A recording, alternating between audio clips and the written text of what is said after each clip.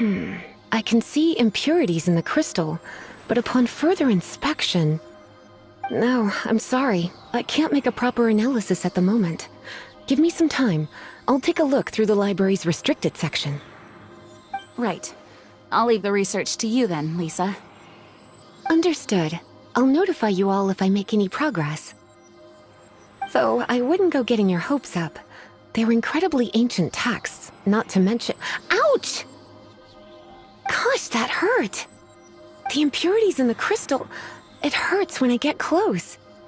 Oh, I see. It appears to react to visions. The impurities and the elemental energy we embody repel each other. It's strange, though. You have elemental abilities as well, but don't seem to be affected in the same way. Anyway, the crystal would be better left in the hands of my cutie. It will just be a pain if left with us, both literally and metaphorically. Fascinating. Do you know anything about what makes you special? I do not know what to make of it either. Well then, the Knights of Favonius have another favor to ask of you. Please accept the title of Honorary Knight and the gratitude of the Acting Grand Master. Honorary Knight of Favonius? We ask for your continued assistance in finding some answers. Storm Terror's rage and strange crystals. I know Mondstadt's peace hangs in the balance. May the wind open your eyes to the truth. We'll meet back here if you find anything.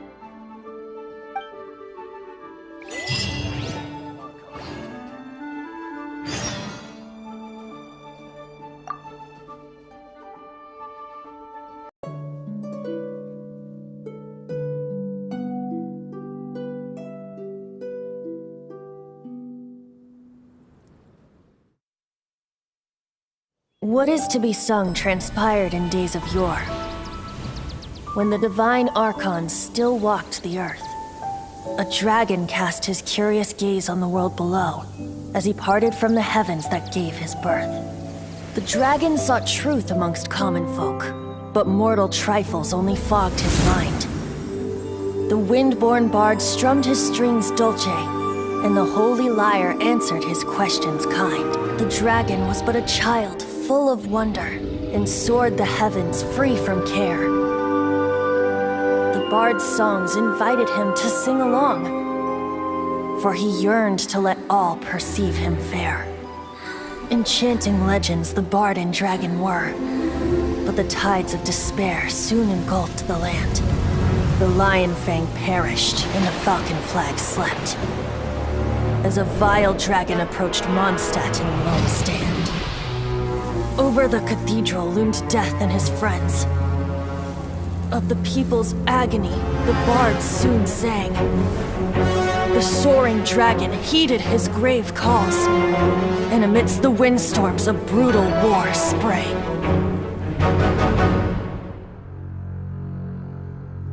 Blood of venom sent the sky dragon into slumber, only to awake to be expelled in abhor. Why do people in this age loathe me so? But the holy lyre replied no more. Wrath and woe, vigor and venom, poured from the dragon's bitter eyes. The dragon's curse sprawled in silence, but the lyre could no longer soothe his cries.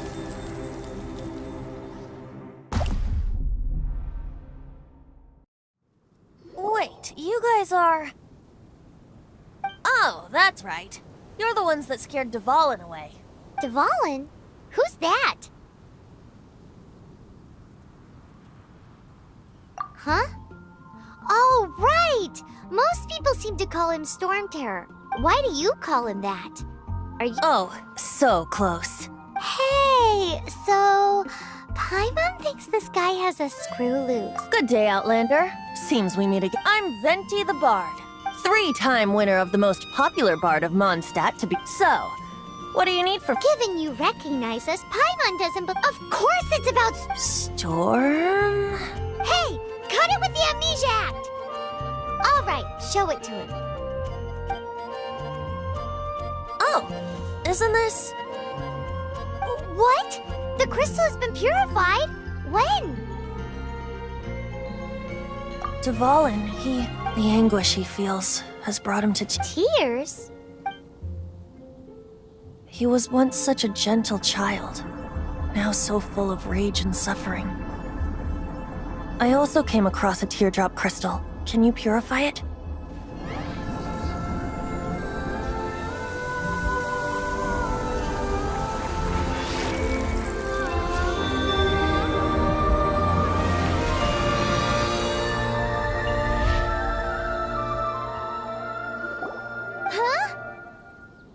You really do have some wonderful abilities. Someone like you is going to end up getting written into a bard's poem. Oh, a hero so bright should she stand in the light. Though stand in the shade, and you'll be met by a blade. Alas, I've really not the time to compose a melody for you at this moment. Anyway, even if Dvalin is not taken down, his life will still wither away in the breeze. He'll burn himself out in the flames of anger. I really must thank you for purifying the teardrop crystal. It is, but I've already come to Oh, and what plan would that be? Seeing this tear has brought to mind a friend so dear. Friend? One must be going. Hey, where are you running off? To the symbol of Mondstadt's hero. Bye-bye. Huh. What do you make of that? As far as he's concerned, you're a weirdo too, you know. Know what?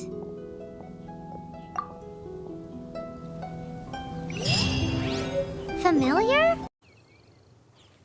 Though I was just wondering if you would happen to follow me. You speak of the god of Animo, Barbados? He already disappeared from Mondstadt a long time ago. Liyue and Inazuma's respective gods of Geo and Electro are still present, but why do you wish to know about the god of Animo? Does it have something to do with Dvalin? Oh, it's because gods... Just how is it that everyone sees Storm Terror? I'm quite curious. That said, there's no need to rush. I have not been back in a while. It seems there are a few who are unhappy with my arrival. The wind! I can't open my eyes! What is a creature like that? She's not wrong. The conflict has reached this point only because both sides have resorted to the use of force. His hate, however, did not arise from the people not making tribute to the Four Winds. Nor was it born from his own nature, but instead came about as a product of his degradation. Degradation? The black blood flowing through his heart has been torturing him for years. That's what has allowed him to be led astray by the lies of the Abyss Mage. Correct. They're from the Abyss Order, an organization comprised of non-human beings. I don't know where they come from. All I know is that they hold deep hatred toward the human world. Many hilly trolls out in the wild take orders from them and act as their weapons. Before arriving here, I too was like Dvalin, cursed. But now, before us stands the symbol of Mondstadt's hero. The place, the wind amongst the branches is good. I love the way it smells.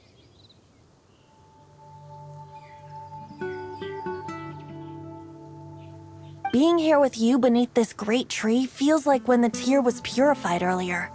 Like the poison is leaving my body. Feels much better. So, how exactly did you get poisoned? That would be because I tried to communicate with Dvalin earlier, but was... As a result, not only did I not manage to help Dvalin break his curse, but instead was also infected myself. Yes, it was you. So to make up for it, you're coming with me to the cathedral. The Mondstadt Cathedral? To claim a certain holy lyre de Himmel.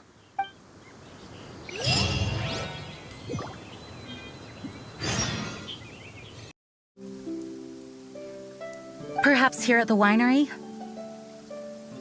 If the winery was destroyed, it's not something I couldn't eventually fix. But... The wind that blows at sea or in high places should be... It's never going to work if the air is too dry or something. Paimon understands. See, or then the best location to play the lyre would be...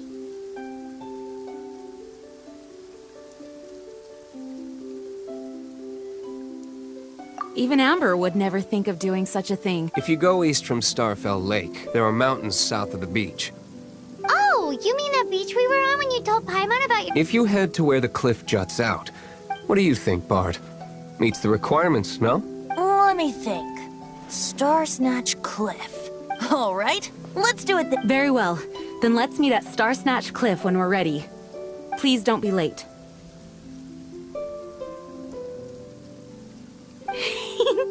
Yes, ma'am! Sorry. I didn't mean to...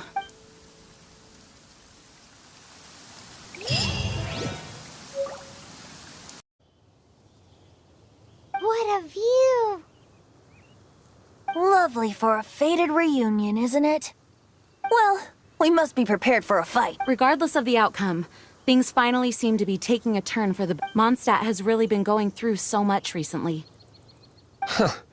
In the end, the solution to our problem was as simple as... I suppose the Knights of Favonius may have played a part... Oh, we get it, Master Diluc. Everyone, I, the best wandering bard of the mortal world...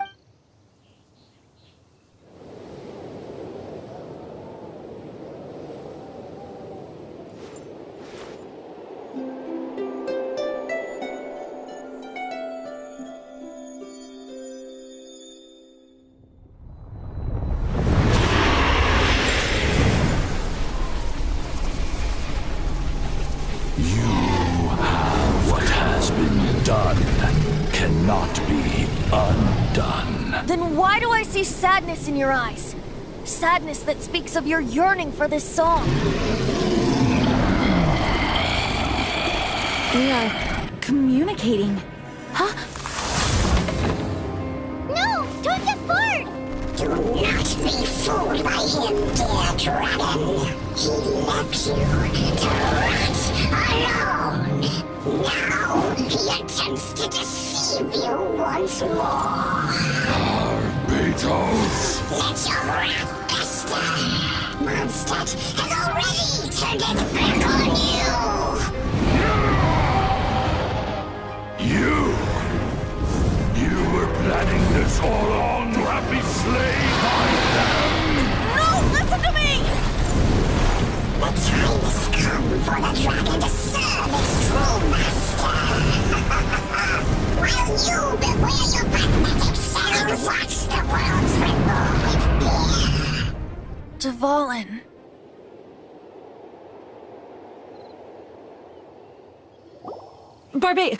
Venti, please, be careful. You've known my true identity for some time now, haven't you? Though, I thank you for continuing to use the name Venti. How's the Holy Lyre? Can it still be played, or does it need to be repaired? Unfortunately, I think it's beyond repair. No.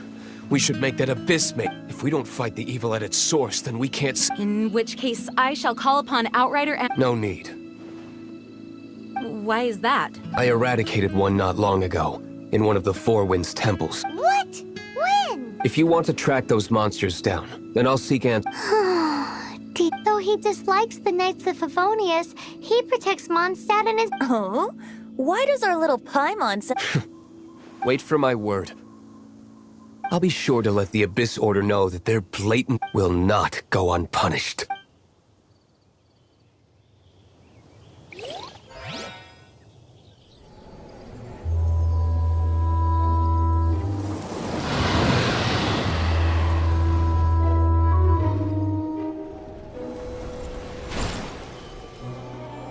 Your Highness, your humble servant returns. When your homeland returns to this world, we shall revel in its glory.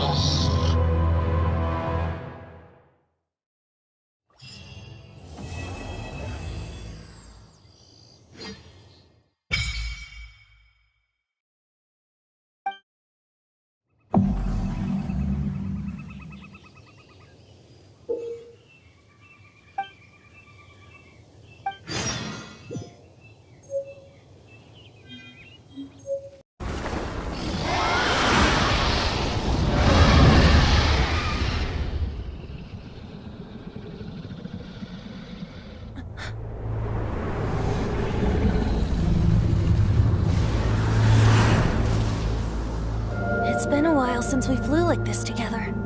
Huh, Dvalin? Just now. Why? Why did you not ask me to protect you like the last time? Me not wanting you to listen to the Abyss Order doesn't mean that you have to listen to me. Freedom, if demanded of you by an Archon, is really no freedom at all.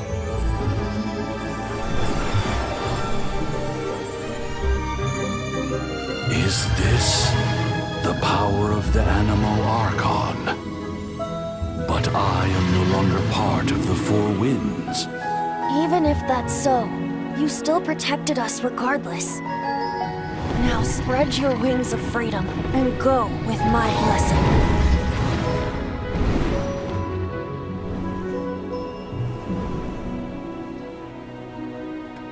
And so, the Storm Terror threat was quelled. I clarified the misunderstanding to the citizens of Mondstadt and let them know that they are safe. To them, it seems Storm Terror attacked Mondstadt out of nowhere and then vanished just as quickly. They must be finding the whole ordeal very confusing. However, winds change their course. Someday, they will blow towards a brighter future.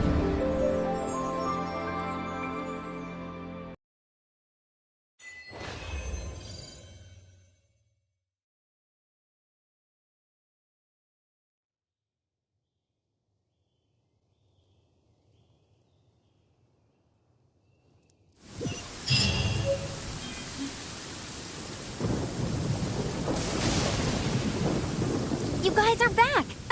The honorary knight returns triumphant. Yep, we're back from tussling with Dvalin. You just returned yesterday, right? Jean got back first, and she told us all about your heroic deeds. I wonder if I'll ever get an opportunity like that.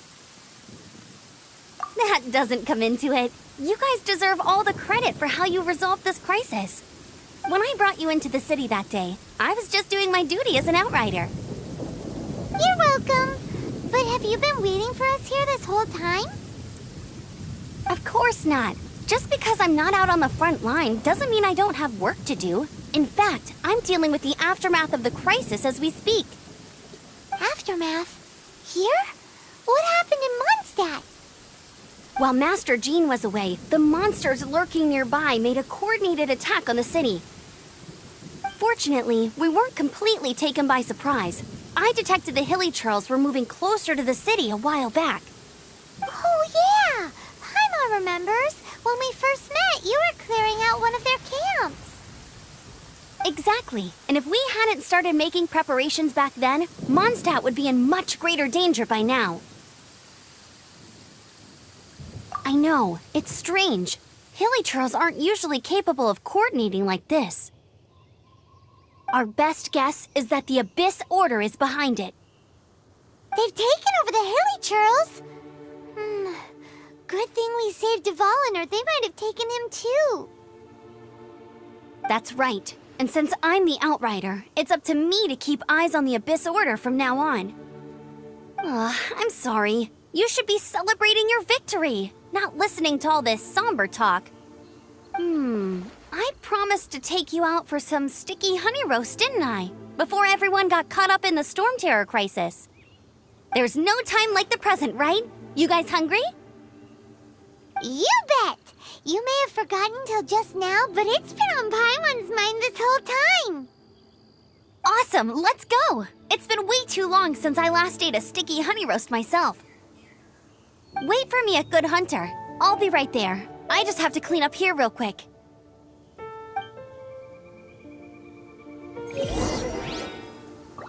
Our threat is behind us. What are your plans for the next step? Paimon thinks it's time to leave Mondstadt and keep looking through the 7 nations until we find clues about her brother. Huh, really? Oh, well, I guess this is goodbye for now. Hey, don't feel down. You'll always be a friend of the Knights of Avonius and our honorary knight. Wherever you may go and wherever the wind may blow. That's the spirit. Remember, Mondstadt will always welcome you. All right, now let's eat before it gets cold.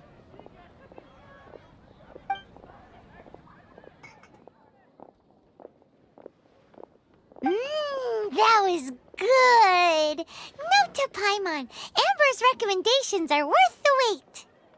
Of course. Well, I don't trust myself in the kitchen. You can always trust me with the menu. Oh, I almost forgot to mention. Jean's waiting for you at the cathedral. It's something to do with the Holy Lyre de Himmel. You'd better... This is Barbara, the deaconess of the church. She is here to retrieve the Holy Lyre de Himmel.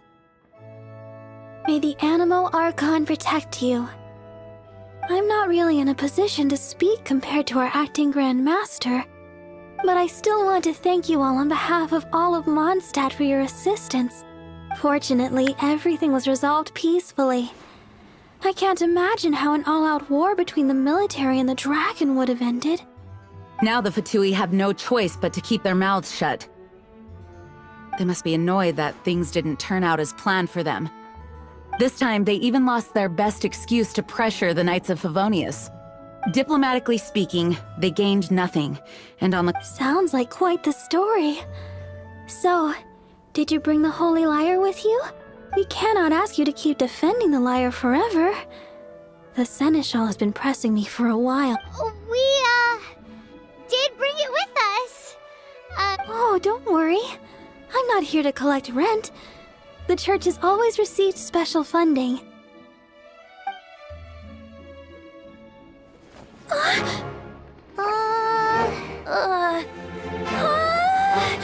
Holy Lyre! Lord Barbados! Even if I atone for these sins for the rest of my life, it would still not be enough! Oh, give it here.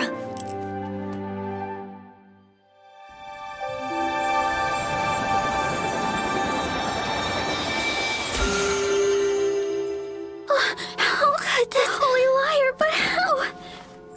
Huh? Let Paimon see. No. I don't know how you managed to fix it, but you'll never touch the lyre again! We, really should get going. That trick I used to repair the Holy Lyre. I mean, the magic I used isn't going to hold forever, you know. What?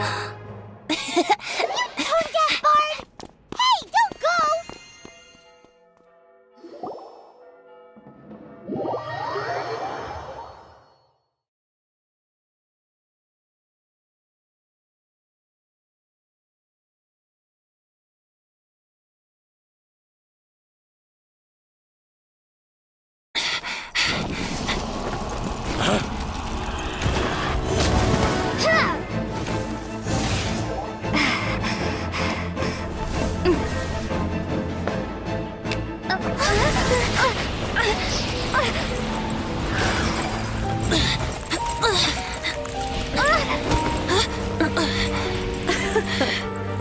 At last, Mondstadt's rodent ruler in the flesh. Scurrying through the streets looking for leftovers? Mondstadt calls this a god? Resident rodent beats invasive vermin. Don't you dare speak back to me, insolent bard. Absentee Archon of Mondstadt. How impotent you've become. That smirky wear looks out of place. Did you steal it from your master's face? Should have held your tongue.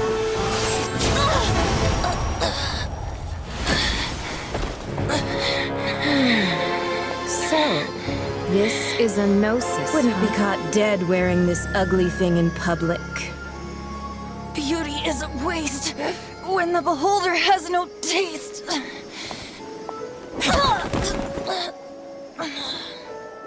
Venti! Well, we have what we came here for.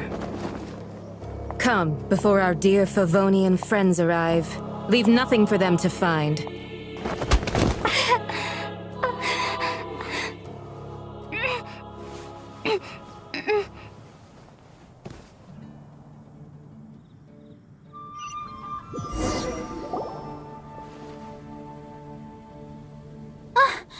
Honorary Knight, you're awake!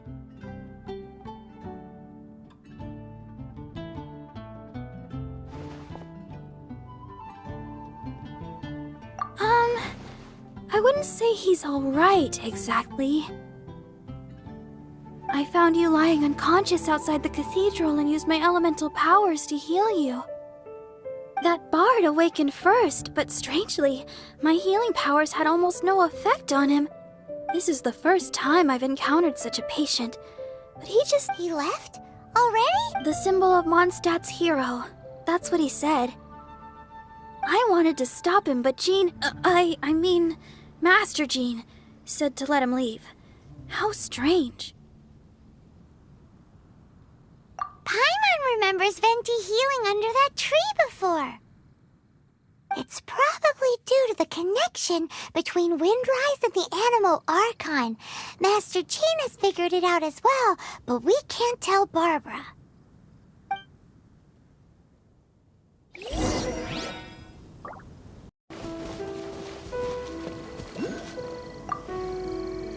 The wind amongst the branches is good.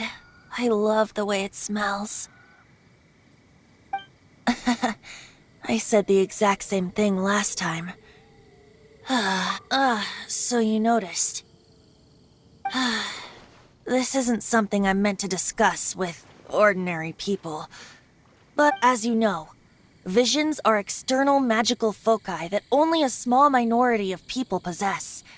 In truth, every wielder of a vision is one who can attain godhood and ascend to Celestia. We call such people Allogenes. Allogenes? Paimon's never heard of them before. That's because this is a secret that only Archons are privy to. We don't need primitive tools like visions. Instead, each Archon has an internal magical focus that resonates directly with Celestia itself. Known? It's just a glowing glass ball I carry around to avoid suspicion. So who was that nasty woman who sent Paimon flying and stole your Gnosis? Her name is Signora, number 8 of the Harbingers. She and the rest of the Harbingers have been given godlike executive authority by the Tsaritsa of Snezhnaya? Isn't that... Indeed. She is one of the 7. The Tsaritsa who reigns from her winter palace, and the one person that the Fatui Harbingers all answer to. The 7 don't always get along well, but still. I never thought that she would plot to steal another Archon's Gnosis. How should I put this? 500 years ago, I knew her well, but I can't say the same is true now. You see, a certain catastrophe happened 500 years ago, and after that, she cut off all ties with me. But we can save discussion of the Cryo Archon and the Fatui for another day. If you seek the rest of the 7, many difficulties lie ahead of you still. You should head for Mondstadt's neighboring nation of Liyue. The Geo-Archon who reigns there, unlike me, administrates his entire region personally. He only descends once every year to give his divine predictions, which set the direction for Liyue for the rest of that year. Even so, it sounds like he works much harder than a certain someone, In any case, this year's Rite of Descension is soon to begin. If you miss it, you'll just have to wait another year. What? Oh, why didn't you tell us before? Well, then bye! We're going! One moment, Windborn Outlander.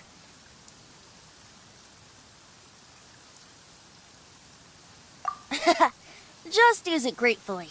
Or, better yet, treat me to a glass of dandelion wine. Traveler, as you set off on your journey once again, you must remember that the journey itself has meaning. The birds of Tevat, the songs in the cities, the Tsaritsa, her Fatui and the monsters, they are all part of your journey. The destination is not everything, so before you reach the end, keep your eyes open. Use the chance to take in the world around you. Great. So, that's that for the Animo Archon's admonishments.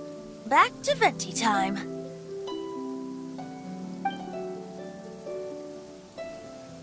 If you want to chat, now's the time. A bard stays not always in a city. Thank you. We've looked everywhere and haven't seen any other wolves. Yep, that's wolves for you. The one we managed to capture must have been sick or something.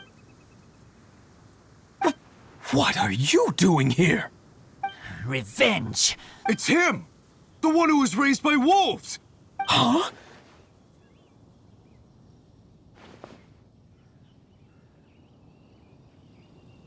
So, it was you!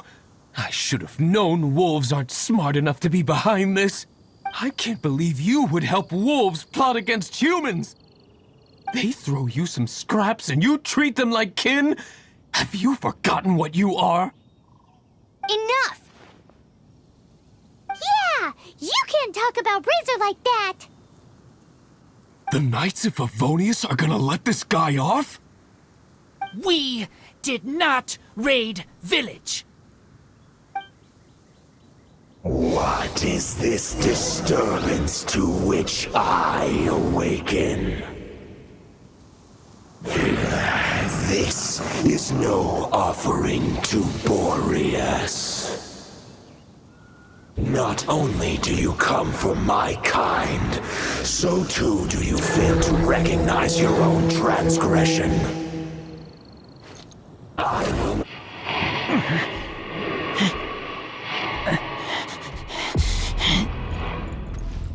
Please, come. You seek to protect these outsiders, Razor. You cannot tame my fury. You must clear their name with yours. Show me what your humans have taught you. Bear your claws of steel.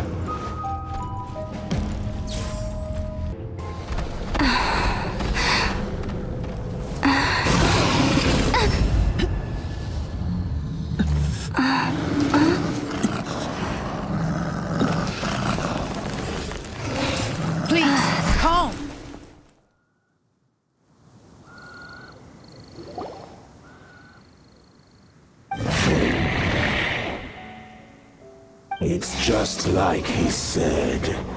An outside wolf pack coming in and breaking the rules. But Razor, you must not get involved. This is for the wolves to settle between themselves. You fight not with claws, but with the sword. You strike not with teeth, but with lightning. You are human, Razor. I am not like them. I don't belong. You are no wolf.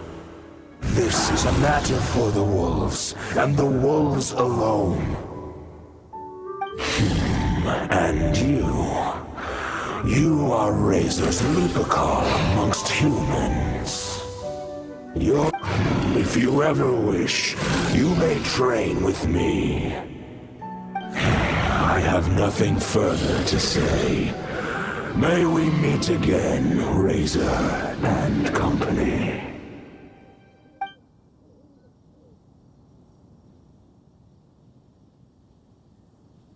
Hey, Razor, what's that look for? Why don't you come to the city for a few days? Yeah, you have a friend in Mondstadt anyway, right? You know, that red Bernie friend of yours? You're not safe in the wild anymore, but I know that you don't want to hurt them. I'm fine. Don't worry. But I'm not city human. But also not wolf. Thank you, Traveler. Paimon and other red girl. Hey, we've been with you all this time and you still don't even know my name? Goodbye.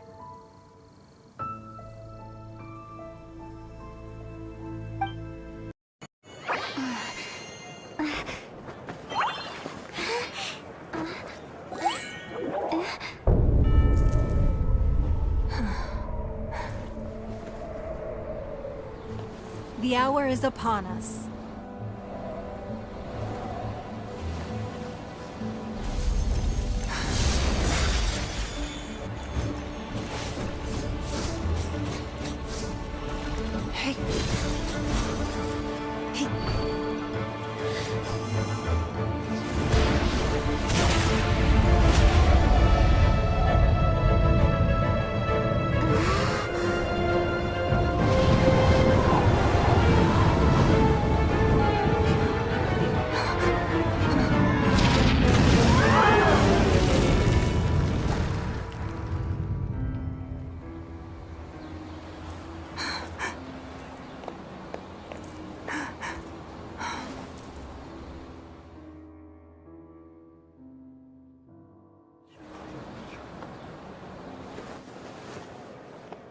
Rex Lapis has been killed. Seal the exits.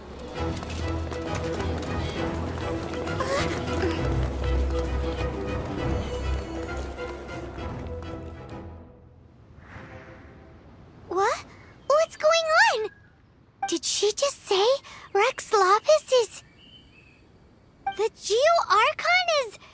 dead? Oh no! The Millilith! Looks like they're nabbing suspects who got too close. Paimon's freaking out! The killer is amongst us! Wait. We got close.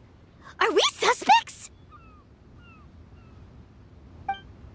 Wait, where are you going?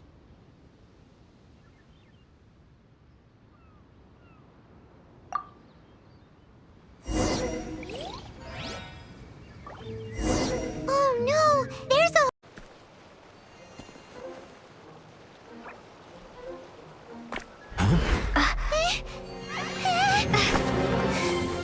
They're here! Arrest them!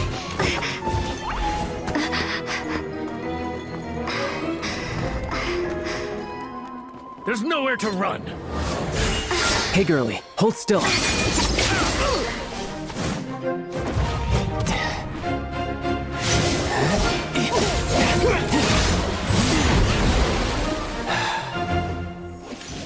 Stop! Stop! Come with me.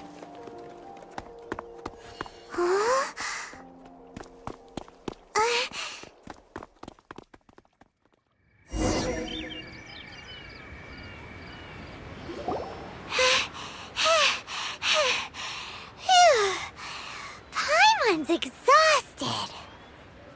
So insensitive. You have no idea just how tiring floating around... Wait. Just who are you exactly? Call me Child. Child? What, so we're supposed to dote on you? No, not at all. It's an alias of sorts. In Mondstadt, I don't suppose you came across a Senora by any chance. Senora? Child? You're Fatui, one of the Harbingers! Oh, no. Don't worry. I'm not looking for a fight. Senora gave you quite the bad impression, huh? Pfft, that woman. Can't say I'm a fan either. Right. Let's forget all about her, shall we? I'm here to help you. Come now. Don't be like that. I'm not a bad guy. Oh, okay, perhaps I'm kind of a bad guy, but I'm not here to give you any trouble. Would it be too much to ask for you to keep the sword sheathed? I thank you for your knightly nobility. I heard of your deeds in Mondstadt, so I couldn't help but notice you during the proceedings back there. And because I had my eye on you the whole time, I know it wasn't you. Someone else was clearly behind it. But, regrettably, given I'm a Fatui envoy from Snezhnaya, there's no way I'd be trusted after something of this magnitude. The ruling Qixing of Liyue has always been overly suspicious of us. Well, can you honestly blame them? Guess I shouldn't try to deny that. Okay, sure. Maintaining a distance between strangers is probably a good idea. Either way, I'm already used to it at this stage. But right now, if you want to clear yourselves of any suspicion, you need to get yourselves to Northland Bank. Staying here isn't an option. As the old Liyue saying goes, The walls have ears.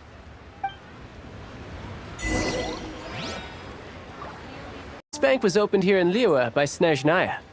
Though everyone knows Liyue is the most enterprising in Teyvat, Snezhnaya is not short of change either.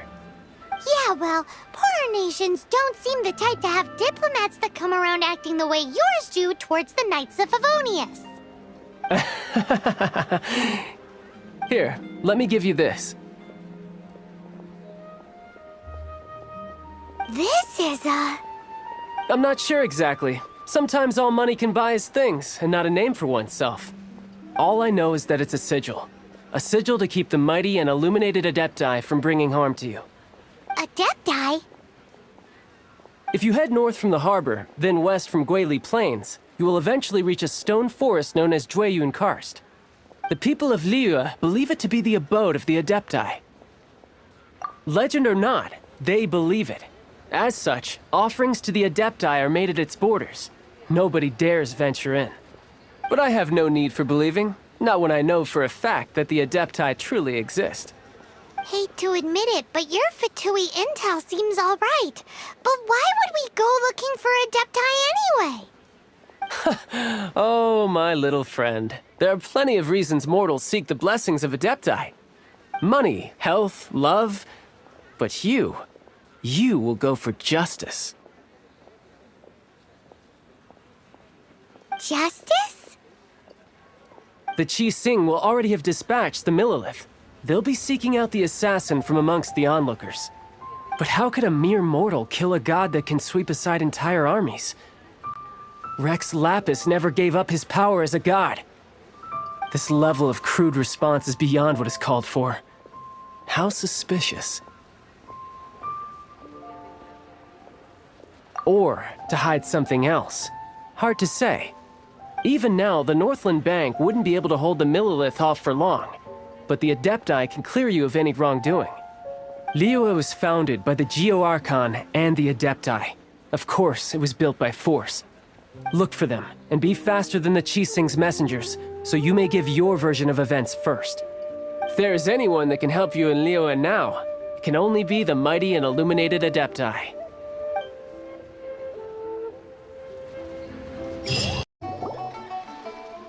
Forgive us. We were unable to fulfill our end of the contract. We found no trace of the Cocoa Goat Adeptibeast of which you speak. What a disappointment. Don't worry about it. But I feel very disappointed. Oh, poor Chi-Chi. Why does Paimon feel so guilty all of a sudden? Cocoa goat milk is tasty. So tasty. Much better than normal goat milk. Only an Adeptibeast could make such tasty milk. I'm sorry. I have a poor memory. I cannot remember the name of the milk. That's why I wrote it down. Where did I put it? Ah, here. This is the name. Coconut milk. Huh?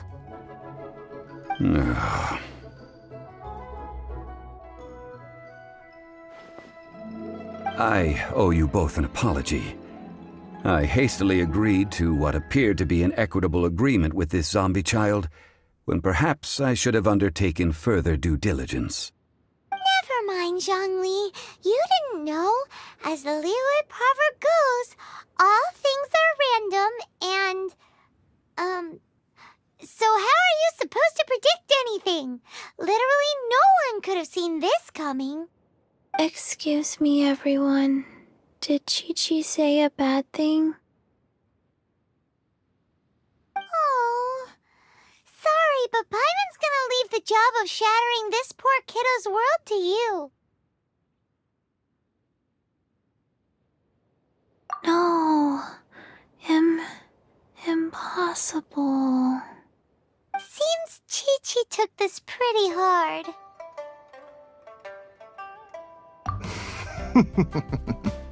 Someone learnt a valuable life lesson today, then. Thank you all for looking after my little Chi-Chi. Might I ask who... Ah, how rude of me. I'm Baiju, boss of the Boo Boo Pharmacy. Paimon thought Chi-Chi was the boss.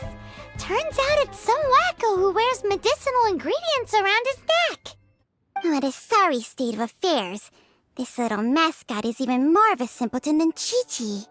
Ah! The snake is speaking! I prefer to stay silent, but faced with strangers, I must speak, lest you mistake me for an escapee from the medicine cabinet, for I am a living, breathing serpent! Don't mind Chung Sheng. She's a good girl, really. As for you three, communal chaos causing with Chi-Chi aside, what business brings you here? Do you sell everlasting incense in this fine establishment? Everlasting incense? Why, of course we do. Phew, at last! Things are finally starting to come together. 3 million Mora. Top quality. Guaranteed. Aw, too bad the Chising have taken it over for now. Security will be tighter than usual. 3 million. An innocuous number in and of itself, though practically speaking, it could be a hard sum to come by. It's a crazy number. We'd never be able to make that much Mora. And as for Mr. Zhang Li, he's around 3 million short. This is correct. What are we gonna do? Is this the part where we go crawling back to Child?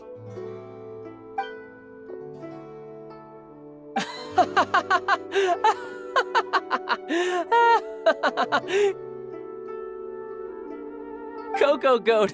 Coco Goat! My sides hurt. Oh my goodness. I cannot believe you fell for that. Hey, less laughter, more sympathy. I'm almost in tears over here. Thank you. That was the best laugh I've had in a long time. In return, I'm more than happy to sort out this mess you've managed to get yourselves into. Excuse me, sir. Dr. Baiju, isn't it? Truly honored. I'm Child, one of the Fatui Harbingers. Forgive my audacity, but I see a great many opportunities for us to collaborate in the future. If Boo Boo Pharmacy needed a stable supply of, say, coconut milk, the Fatui could help by setting up a robust and speedy distribution network. Strange.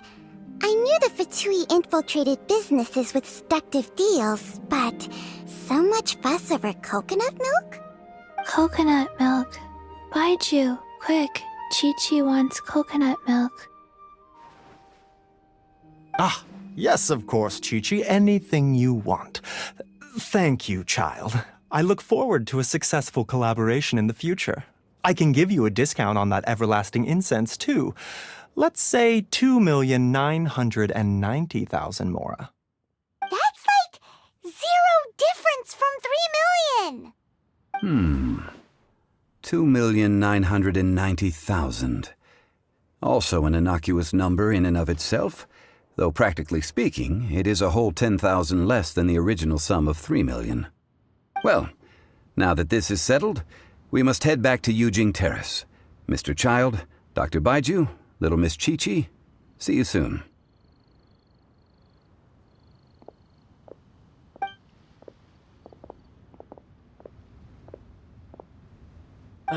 That lot is an absolute riot. Honestly, I can't remember the last time I laughed so hard. So, you've been eavesdropping, I hope? What have I missed? Yes, Master Child. They spoke of the Qixing taking the Golden House. Well, well, well. Ningguang and her Qixing cronies. What else would they be hiding in the Golden House, if not the Exuvia? I apologize, but I warned you, didn't I? As the old Liu saying goes, the walls have ears.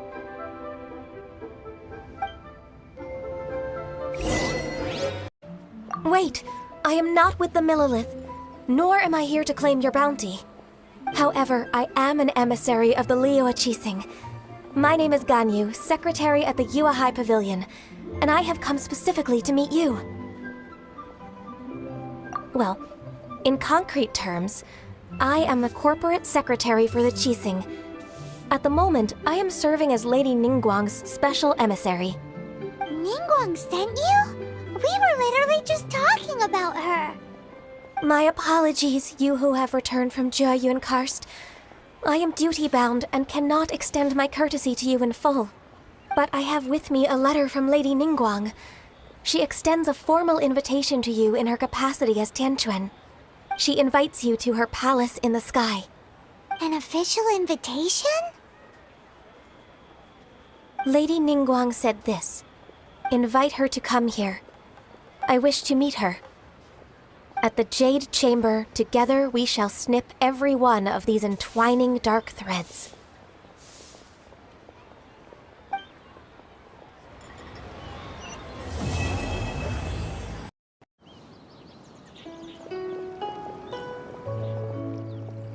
I've been waiting for you, returnee from Jiayuan Karst. It's Ningguang! Since this is our first meeting, we've prepared a gift. I hope you like it. Oh, for me. You have my thanks. It seems that I have made things difficult for you, considering that you were supposed to be my guests. Oh no, it's nothing. I'm glad you like it too. This palace floats in the skies, higher than the peak of any mountain. From this vantage point, one may survey all of Liyue. I have been gathering the funds necessary to build it from the time I began learning the merchant's craft. And since becoming the Tianquan, I have spared no effort in hiring the best craftsmen to constantly extend it. At first, it was but the size of one room. Now, it is large enough to blot out the moon in the skies above Liyue. One day, I believe it will overshadow all 7 nations. Not many from outside Liyue earn the right to ascend to the Jade Chamber. But I have been in correspondence with the acting Grand Master of the Knights of Favonius, who spoke highly of you. As such, I have been putting eyes and ears out ever since you reached Liyue. What? And I finally got wind of your movements when you were on the way to Wangshu Inn. Wait! Was Vergoldet one of your people? Just Vergoldet? No. Everyone at Wangshu Inn is one of ours.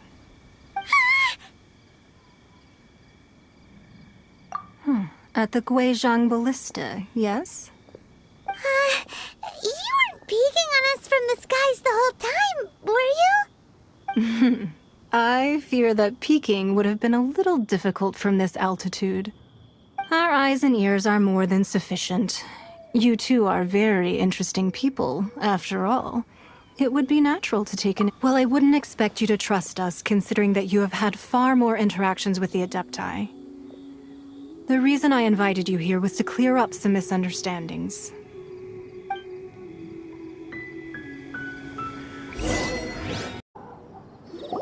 I believe that you've heard of the Archon War.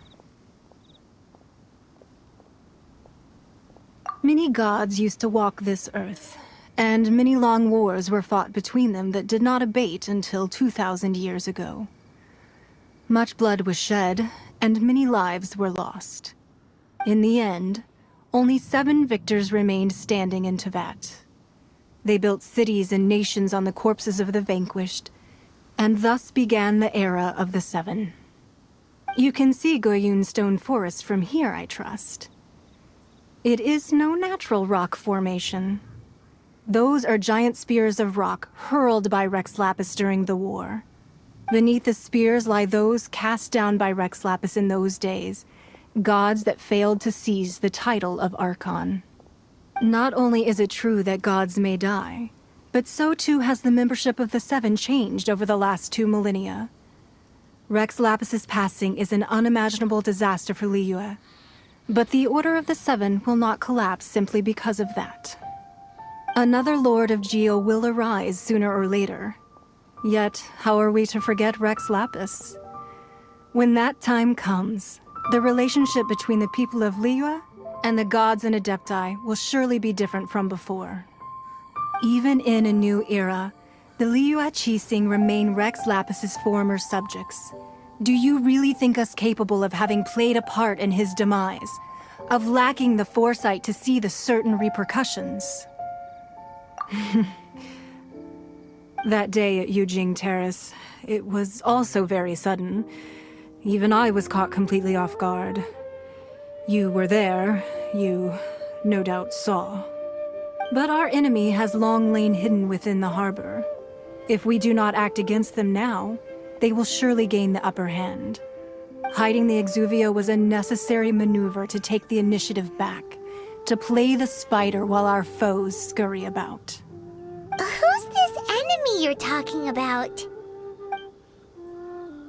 What do you think, Traveler? Huh? What are you two talking about? Well answered. The scenery out here is fine indeed, but the wind is a little strong. Our preparations to receive guests within are complete, so please, this way.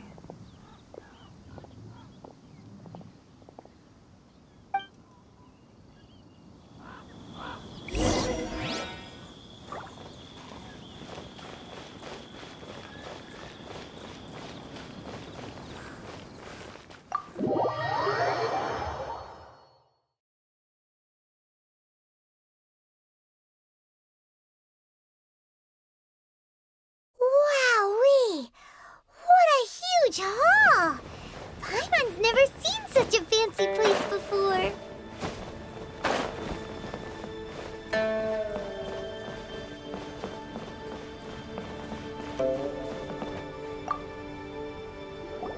Be at ease, you two.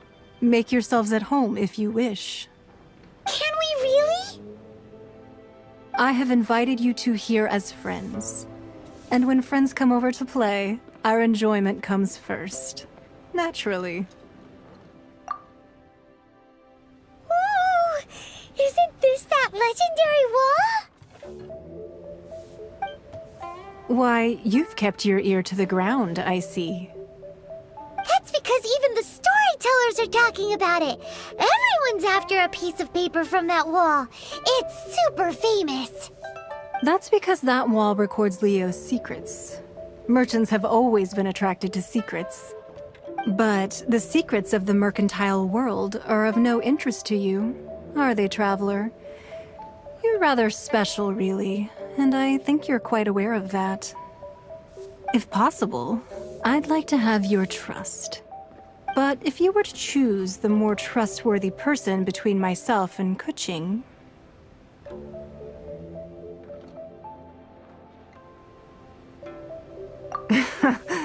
You'd pick Kuching?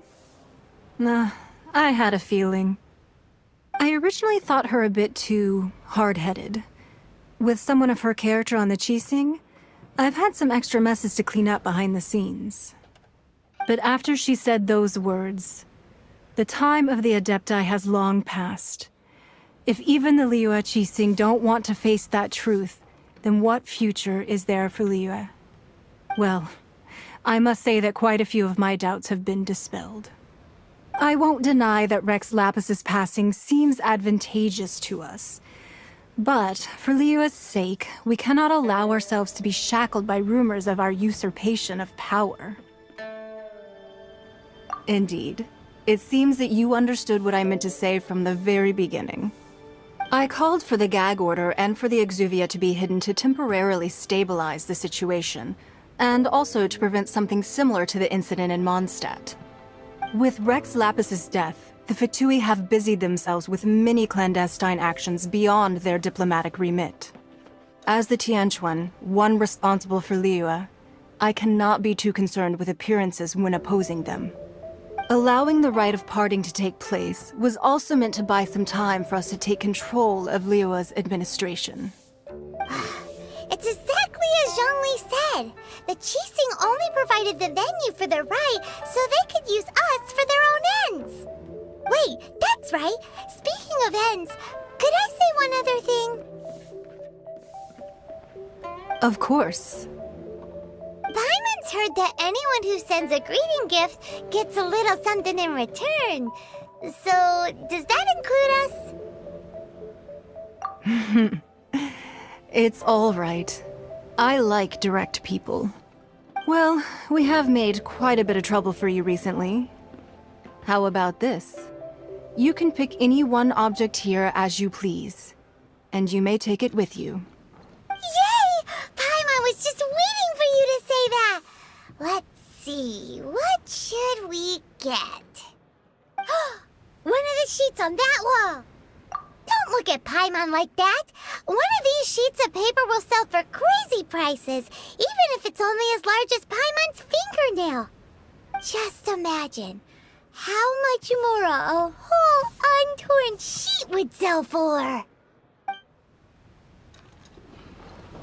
Let's grab one! The biggest one!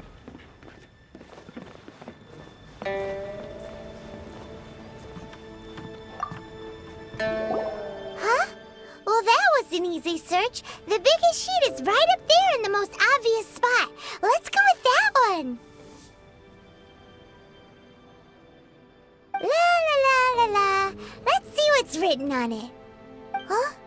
There's a place marked with a circle on here. Oh, could it be treasure? Whatever it is, it better make us filthy rich. Let's see what's written over here. Sigil of permission, something, something, Fatui, research, copy. Huh? Aw, that doesn't sound like treasure at all.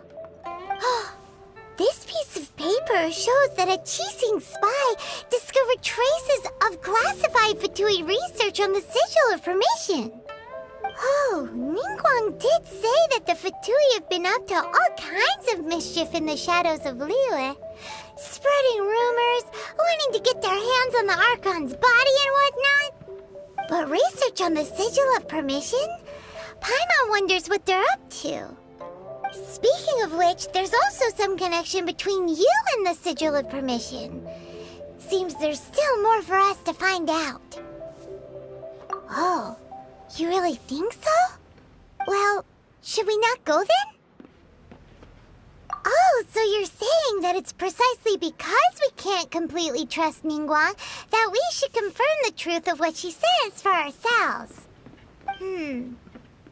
That's way out of Paimon's league. Paimon thinks she's been nothing but good to us. Anyway, we'll see if you're onto something. Before we look for Zhongli at Dihua Marsh, let's go to the place marked out on these papers and see if the Fatui really are up to no good there.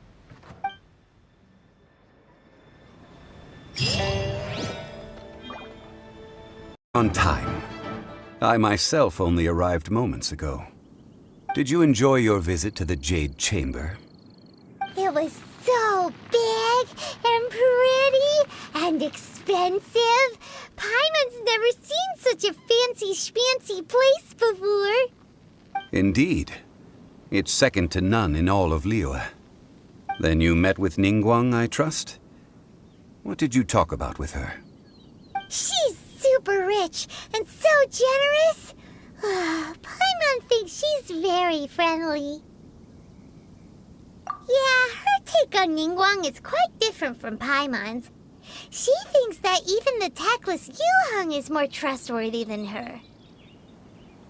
Oh, so you also met with Keqing then?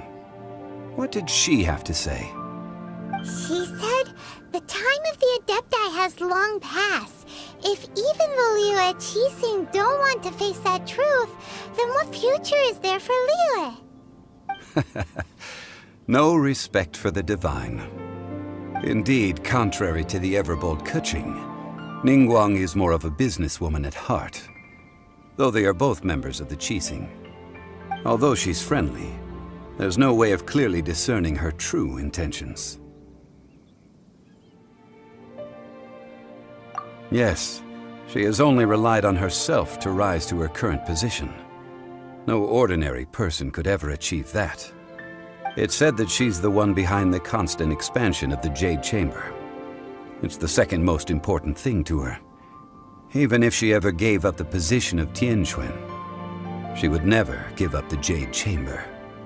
The Jade Chamber is only second. What's the most important thing to her then? Why, Mora, of course. All Ningguang talked about was the Fatui this and the Fatui that. She said that after Rex Lapis was murdered, the Fatui have constantly been trying to sink their fingers into Liyue, and that they aren't to be trusted. That is how the Fatui have always been. It doesn't surprise me in the least. No matter what they may be planning, you must be careful when dealing with the Fatui. Always be on your guard. So, is there anything we need to get for the rite of parting in Dihua Marsh? Yes, as a matter of fact, there is. Today, we'll be gathering wild glaze lilies. Glaze lilies? But why did we come all the way out here? Doesn't the garden in Yujing Terrace have some? Even Qingse Village has glaze lilies. Oh, right! Paimon remembers that Madame Ping is always tending to flowers. Maybe we could ask her. No. Those lilies have all been gardened by people. They won't do it all. Dihua Marsh used to be full of glaze lilies. It is a sort of joyful flower that listens to human song. Before the Archon War, Dihua Marsh was all dry land and fertile soil. But the war caused landslides, and the land was flooded, turning it into the marsh you see now. Nearly all the glaze lilies were wiped out. Of course, there are some kinds of flowers that have been preserved and gardened by people in the city. But very few people know that glaze lilies may still be found in the wild. Wild glaze lilies have the strongest fragrance. If we want to follow the true tradition of the rite of parting, we must grind up the wild lilies and place the powder in a censer of everlasting incense.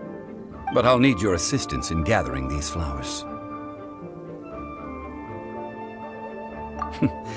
That's correct. Your singing will surely bring out the strongest fragrance from the flowers. So how good is your singing? Really? Why doesn't Paimon believe you? We'll only know once she starts singing.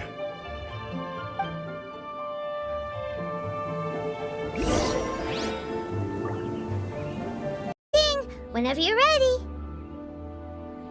Da da da da da da da da da da da.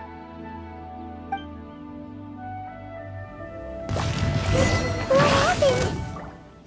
These flowers are jumping. It's what's her face? Paimon can't. Yangu? Who's that?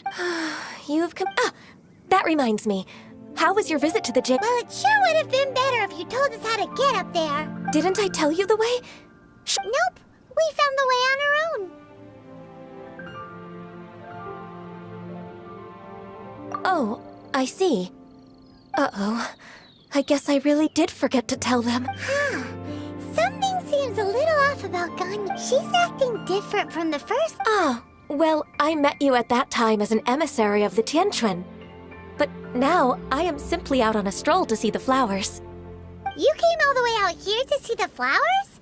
Why not just enjoy the gardens of the city? Yujing Terrace is where Rex Lapis parted from this world. If I strolled through those lonely gardens now, I wouldn't be able to bear it. Whenever my duties take me near Yujing Terrace these days, I draw the windows to block my view of the gardens. Oh, sorry. We shouldn't have brought it up. No, it's quite all right. I just haven't processed my emotions yet. When the Archon War came to its end 2,000 years ago, the first iteration of the Seven would gather in Liyue and drink with Rex Lapis. But 5 of those original 7 had already passed before Rex Lapis. It's truly a changing of the guard. Yes, now that the spirit of Rex Lapis has returned to the heavens, only Barbados of Mondstadt remains of the first 7. The other 5, including Inazuma's Raiden Shogun, are no longer the same friends from 2,000 years ago. Of the current 7 Archons, the youngest is Sumeru's god of Dendro. She is merely 500 years old, whereas Rex Lapis was more than 6,000 years old at the time of his passing.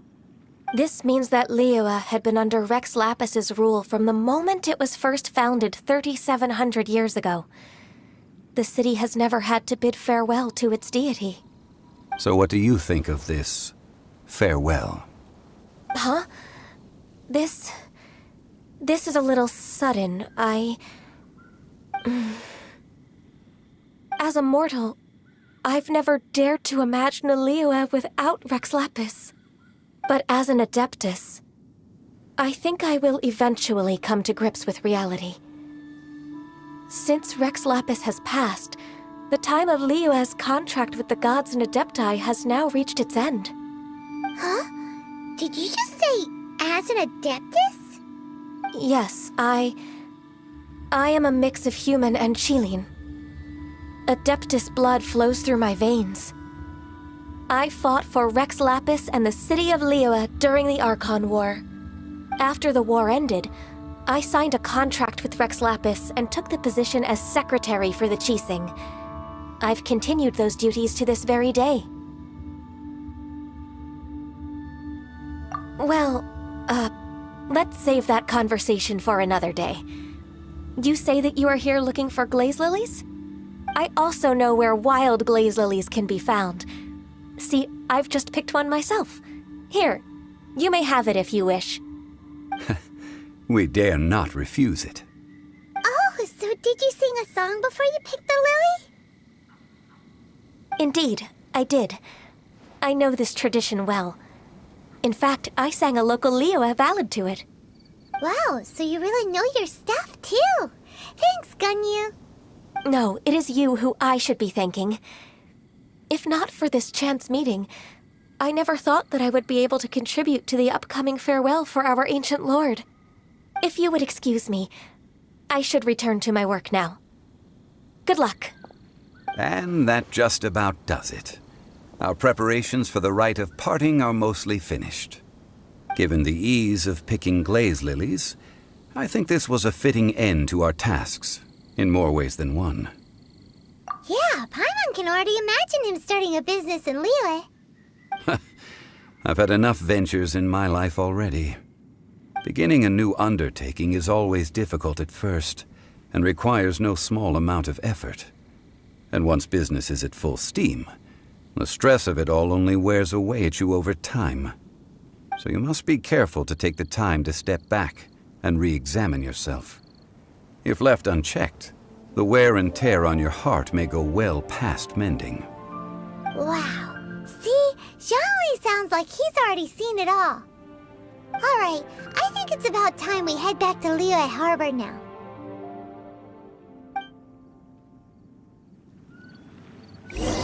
Consultant to Wengsheng Funeral Parlor.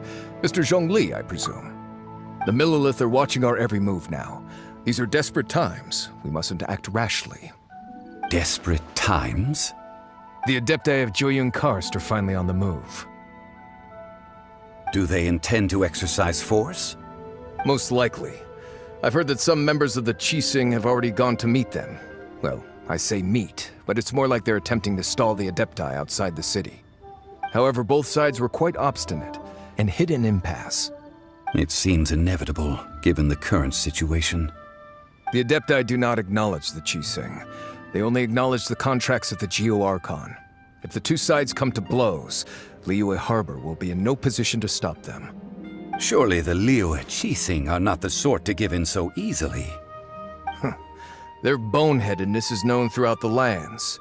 Yet it's because of that obstinacy that mortals and Adepti are now on the verge of conflict. And what now? How is it that the Fatui have come under fire? That's all Ningguang's doing. She proclaimed that in these tumultuous times, the Millilith must rein in the actions of the Fatui. Only now do they want to start keeping tabs on us? That's the Qixing for you. Anyway, Mr. Zhongli, you're one of Child's close associates. Please understand that your actions will reflect on us. Don't let anyone catch you off guard. It looks like things are about to boil over in Liyue Harbor. Do you intend to use your neutral identity as an intermediary between both sides? Or will you use your sword to turn the balance? Neither path is an easy one. Oh, by the way, Mr. Zhongli, we've heard that the Wangsheng funeral parlor has also been caught up in all of this. They're currently squaring off with the authorities at the gates. Things are taking a turn for the worse. I'm afraid I must leave now to handle things back at Wangsheng funeral parlor. I hope that Master Hu has been able to keep things under control for the moment. Consider your next course of action carefully, Traveler. If you're trying to prevent an explosion, it may be wisest to look for the fuse first. Having connections with the Fatui seems to be quite the double-edged sword. So what does Zhongli mean by looking for the fuse? Oh, Paimon gets it! If there's anyone that wants to see the whole city turned upside down, it's definitely him! He must be waiting for the moment when no one is watching to do something really bad. But where could we find him now? Where would he go at a time like this?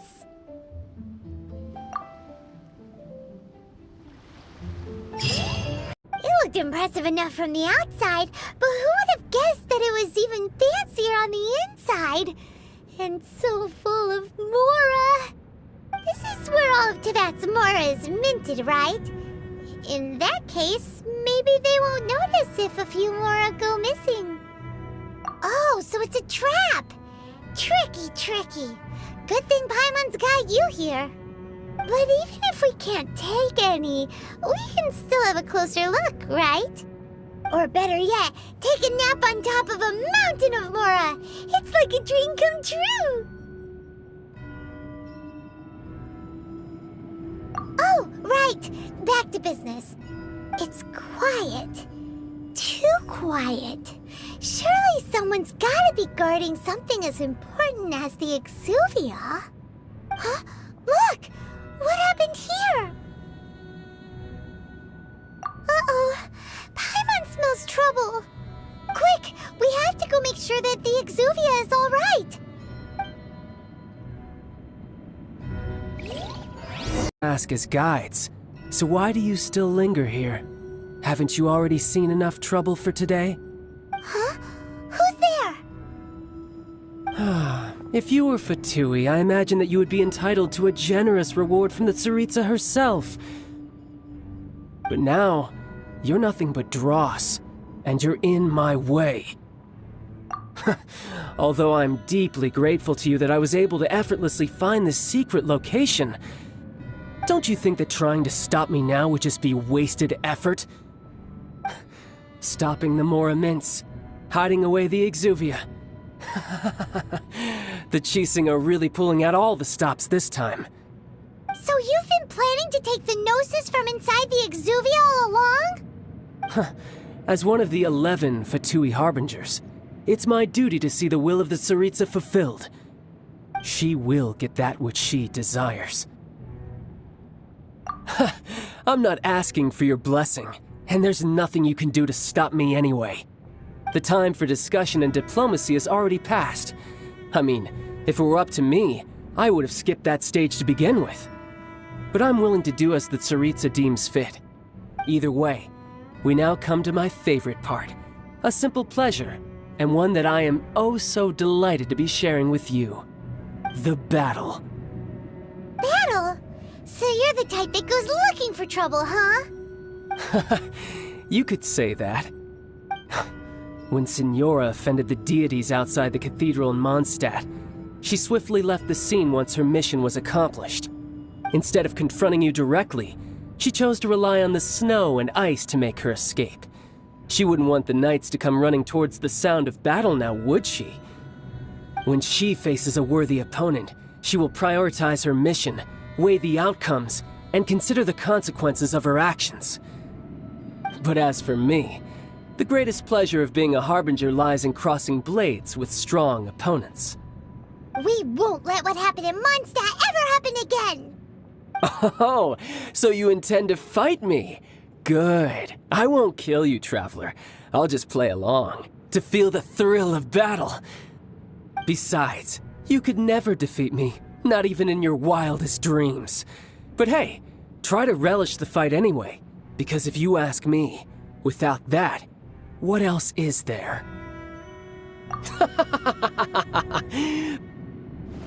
Fighting talk, I love it! Now let's see you live up to it.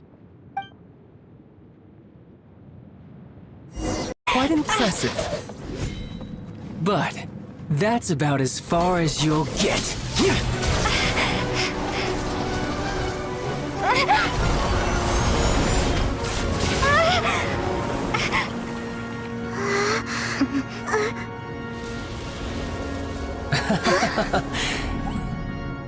Didn't think you had that card hidden up your sleeve. You were just playing us to get close to the Exuvia!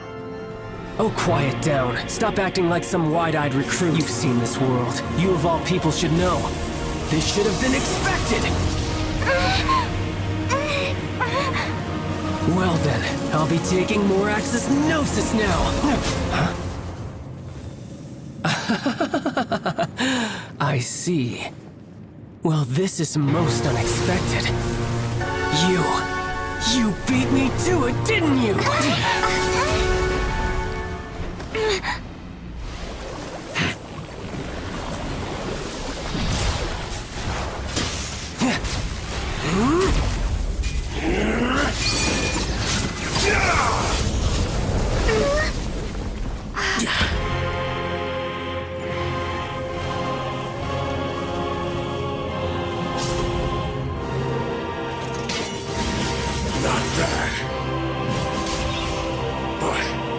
This is going to cost you!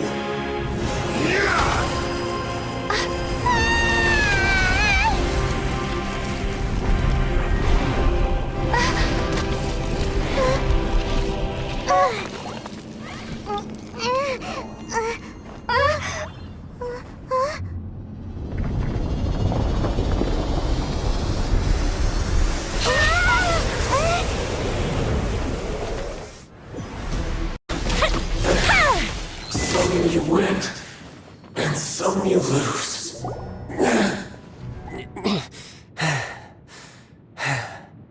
Look! Child's back to normal again! Well then, time to cool off.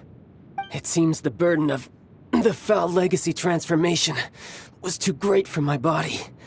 I lacked the opportunity to think this through.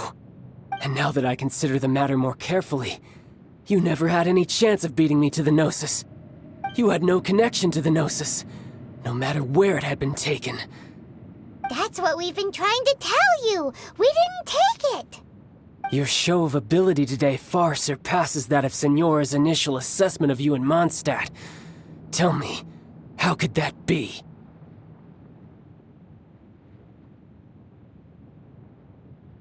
You already know the answer, don't you? I can see it in your eyes. But if that is a secret you wish to keep, I guess I'll just have to curb my curiosity. This battle has already left me satisfied. Anyone who strives as I do to grow stronger shall be called a friend, even if our friendship can only be shown in battle against one another. Pretty sure that's not the normal way to make friends. Unfortunately, I must bring this amiable conversation to an end. My quest still beckons. Given that the Gnosis wasn't taken by anyone, then we must look once again to the beginning. Perhaps it was never in the Exuvia to begin with. In fact, it might be that the Exuvia was just a diversion of sorts. What? So you mean that... Yes, it appears so. Interesting to say the least. It seems that the guardian deity of the capital of commerce is also well versed in little maneuvers beyond the boundaries of contracts. As such, we must now look to our backup plan. Backup plan? I had hoped it would never come to this, for the weak will be swept away in the process. The truth is, the world belongs to those who pursue strength. I seldom willingly involve myself with the weak. Unfortunately, we cannot be picky about our methods as Fatui Harbingers. Children must all learn to eat their vegetables sometime. So what are you planning to do? I will awaken the god that lies dormant beneath Guyon's stone forest. A god? Osial, Overlord of the Vortex, who was defeated by Morax, the Geo-Archon in the Archon War, and who has remained pinned beneath the waves by the Geo-Archon's stone spears ever since. If such an ancient god would be unleashed upon Liyue Harbor, defenseless without the protection of its deity, do you think the cunning Rex Lapis would just stand aloof and watch the ensuing destruction? But the Archon War ended 2,000 years ago. How can an ancient god appear in a world now overseen by the Seven? Simple. I've already prepared the means to awaken it. Hey, those are sigils of permission! Oh, Paimon remembers now. The Fatui have been researching them! Indeed. The one that was given to you was just a byproduct of our research. With the power of so many sigils of permission concentrated in one place, along with that which was bestowed upon me as a harbinger by our Tsaritsa, breaking the subduing might of the Geo-Archon spears for a time should be no obstacle. Using the powers of ancient gods in such a situation fails to interest me, and is largely against my principles. But knowing that such an action will not only force the Geo-Archon to show its hand, but you as well, that makes matters a little more intriguing.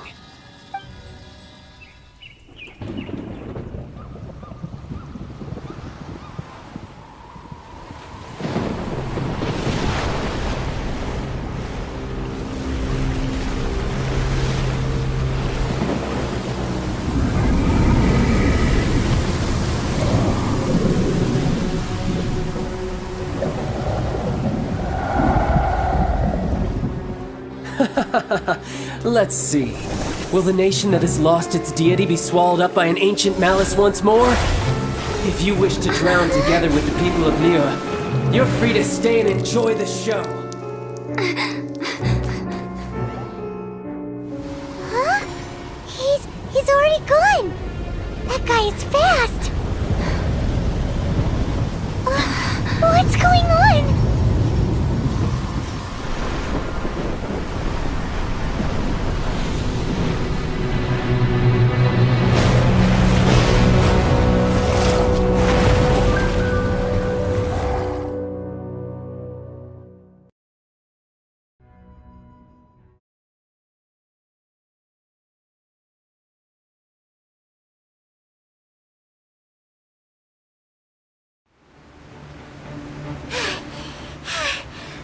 Exhausted.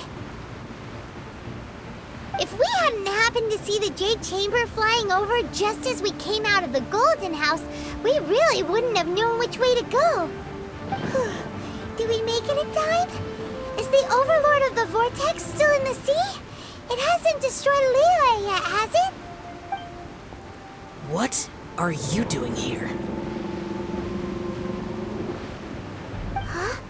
Hold on. It's the Adepti! What are you doing on the Jade Chamber? Paimon thought you were arguing with the Qixing. Is the fighting over? Faced with a calamity of such magnitude, we have agreed to put our differences aside for now and unite against this common enemy. Oh, Paimon gets it.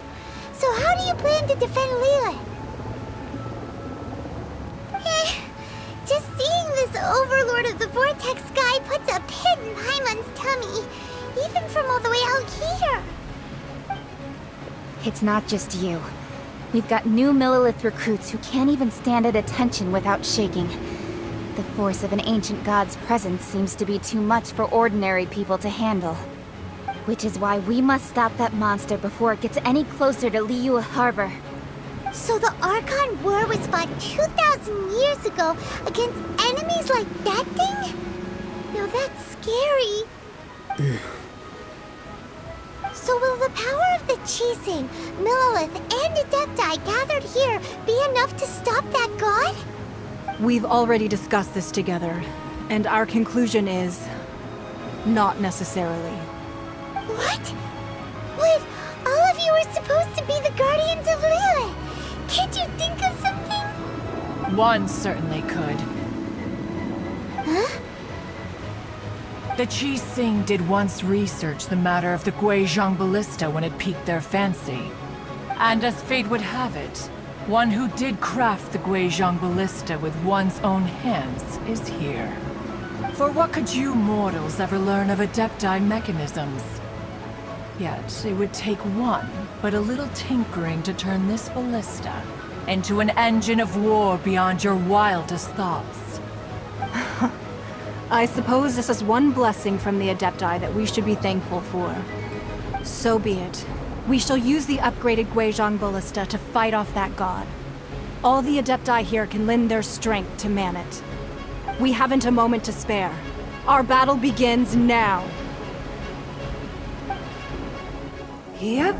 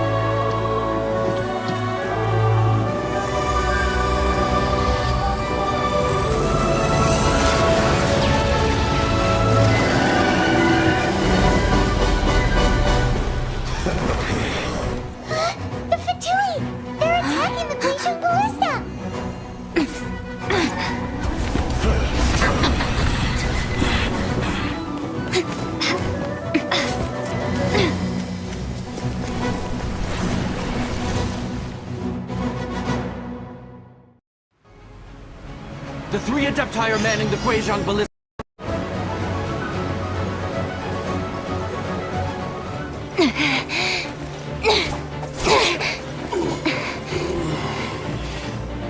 The interlopers are no more. Now we may commit ourselves fully.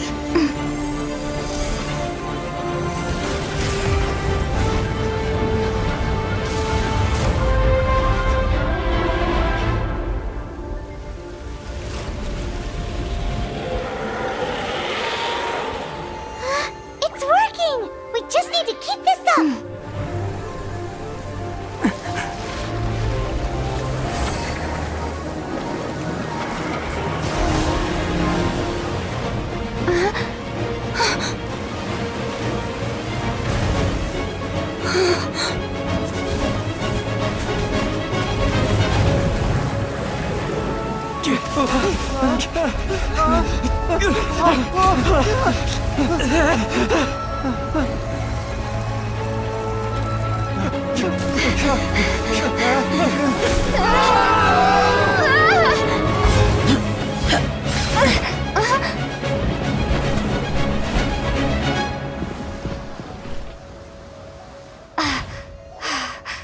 Be careful now.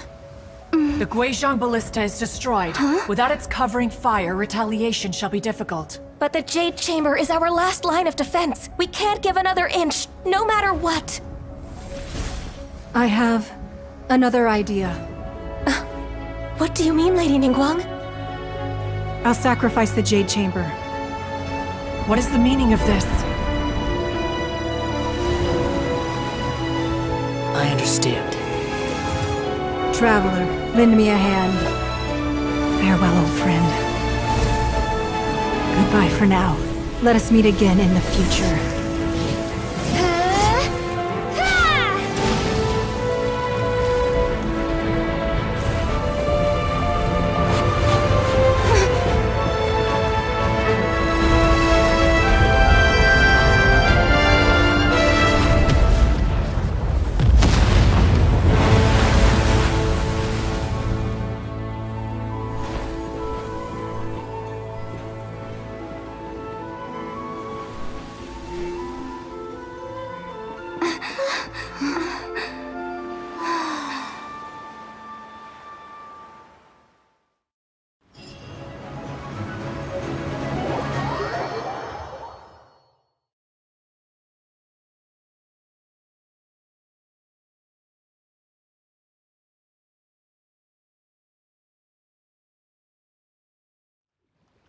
Is it finally over? The ominous aura of that monster has indeed begun to fade. The effects of the Sigil of Permission last but a short time. It will be some time before the Overlord of the Vortex can make any waves again. We are indebted to you for your assistance. If the Adepti hadn't happened to be here, the future of Liyue Harbor would surely have been in great jeopardy. Save your flattery. We didn't just happen to be here. Surely you won't pretend to have forgotten the reason for which we came. Come now. There's no need for such harsh words, Cloud Retainer. I've heard that when Ningguang began learning to do business, she had already started setting aside part of her then limited income in preparation for building the Jade Chamber. At first, it was only the size of a small room, but with continued expansion, it has become the palace that lies before you now. It is a testament to Ningguang's entire life, both as a businesswoman and as the backbone of the Liyue Qixing.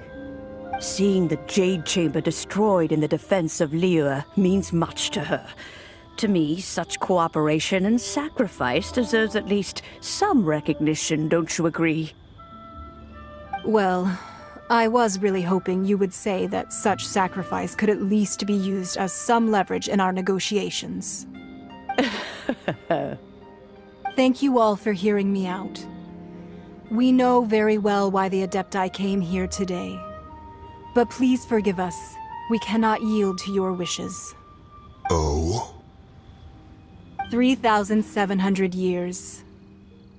According to our records, the Adepti signed a contract with Rex Lapis to protect Liyue 3,700 years ago. Even to this very day, Liyue and its lands have stood the test of time, immovable as stone, just as it was thousands of years before. This is truly no small feat.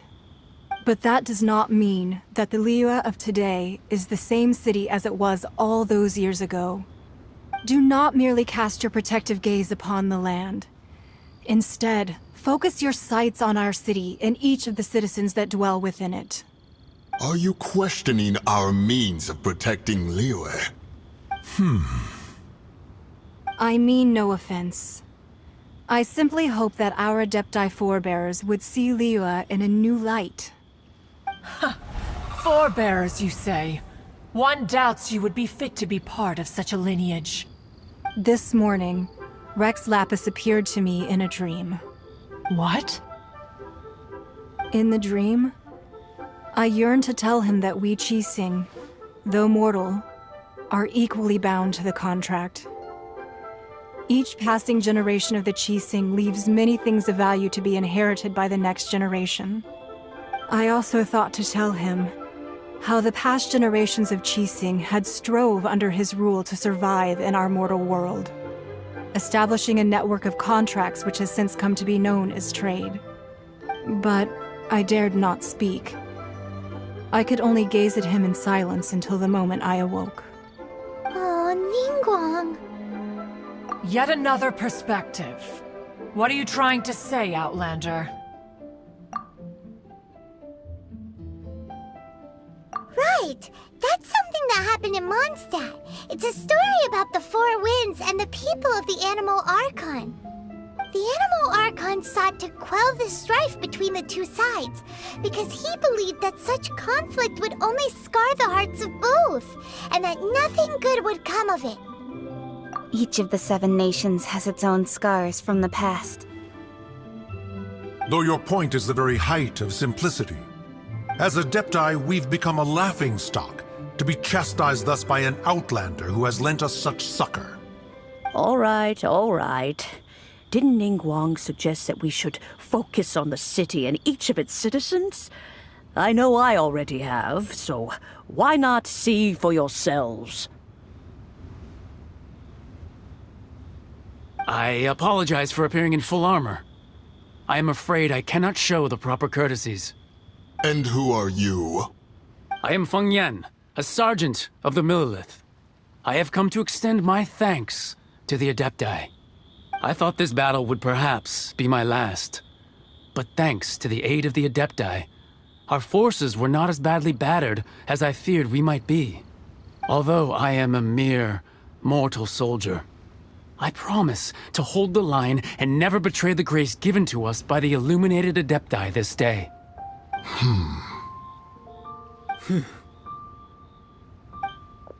Huh? Why does everyone look so down? Didn't we just beat that big monster? Weren't you frightened, dear? It was quite the predicament. I wasn't afraid. All the strong Millilith guards were there, and those powerful heroes with their visions were there. Everyone was there. When danger is near, everyone always protects me. And the rest of the time, they make fun toys and tasty snacks and loads of things that make the harbor so pretty. Thanks for protecting Liyue Harbor. Please come visit us for the next lantern rite. Unfortunately, we wouldn't be able to participate. Huh? Because we are Adepti. Oh, okay. It must be hard being an Adeptus. Aww. You see, this is what Liyue is like today. The country of contracts is grateful to the Adepti for their protection, but it is no longer necessary for the city to rely on the Adepti's power to solve every little niggling matter. Although their blood is weak, there is still strength to be found in those we call mortals. The time of contracts between gods and Liyue has long since passed. Now is the time of contracts between Liyue and its people. Seeing the port around us now, it is hard not to feel a bit out of place. Wouldn't you say so, Cloud Retainer? Your line of inquiry is askew. One did not spearhead this expedition to Liyue Harbor. Seems like the Adepti have had a change of heart. Let us return now. Eager to leave, Conqueror of Demons. Yes, one understands what the Conqueror of Demons means. The city of Liyue has changed much after our long separation. One fears that by the time one finally grasps the new contracts of Liyue, you humans would have once again changed the place beyond recognition. Fair enough. Away we shall, and return whence we came. Since we Adepti have consensus, then one shall persist no further. But how will we ensure that the Liyue Chising will not simply exploit their power once we depart? In my view, that is still a thing to be guarded against. All right, Mooncarver, you needn't worry. It seems to me that this right of supervision is best left to the people of Liyue.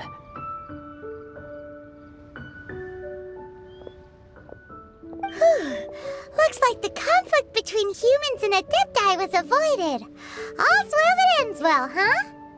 Oh, right! It's nice that we've got peace and all, but we're forgetting one thing. Child wanted to unleash the god so he could lure Rex Lapis out. But we were able to handle the Overlord of the Vortex on our own, so Rex Lapis never showed up. Oh, and speaking of that, don't we still need to get to the bottom of that Archon's death, too?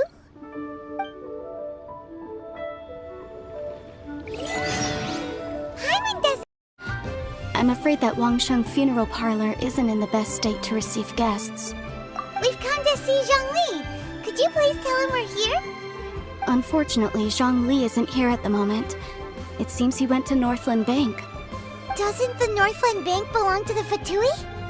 Last time we saw Zhongli was before we went to the Golden House. Do you think he doesn't know about the attack on Liyue? Visiting the Fatui at a time like this could only mean more trouble. We had better go and make sure that everything is okay.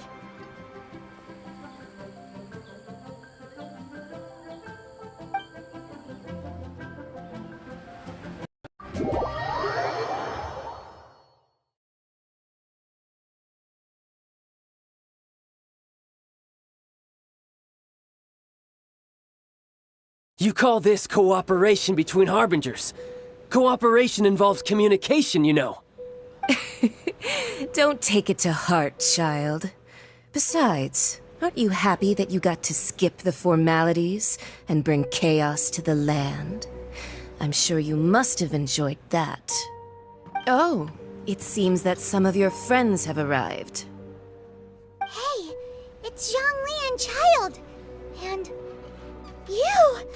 you're also one of the Harbingers? It's you two. I believe we've met once before. In the city of Bards, was it? I'm glad you still remember my name. Ah, right. I imagine that it must have been rather hard to forget watching helplessly as something precious was snatched away from your friend. No, don't let her get to you. You've yet to gather the powers of all 7 elements, and our last battle at the Golden House was almost more than you could handle. So it might be best to keep things peaceful this time, seeing that 2 of the Harbingers are here. Well, if it isn't you two. This is our first time seeing each other since Liyue was nearly wiped off the map. This is certainly a bit awkward, wouldn't you say? Paimon knew that we should never have trusted a Fatui Harbinger. Oh, now don't say that. Sure, I may have misled you, but I never had anything against you personally. Besides, I thought we were getting along quite well together, didn't you? Except for that little tussle we had at the end. Nothing personal. We just have different views, that's all. Of course, you may very well hold this against me, but that's up to you. The real deceivers here are Senora and Zhongli. Curse them for leading me on. So actually, I think... Stop wasting time, child. There'll be plenty of time to chat once I'm through here. You remember the agreement, Morax. Now, if you would be so kind. The Gnosis, please. What in the world are you talking about? The contract is fulfilled. That which thou seeketh is now bestowed unto thee. For my promise is solid as stone.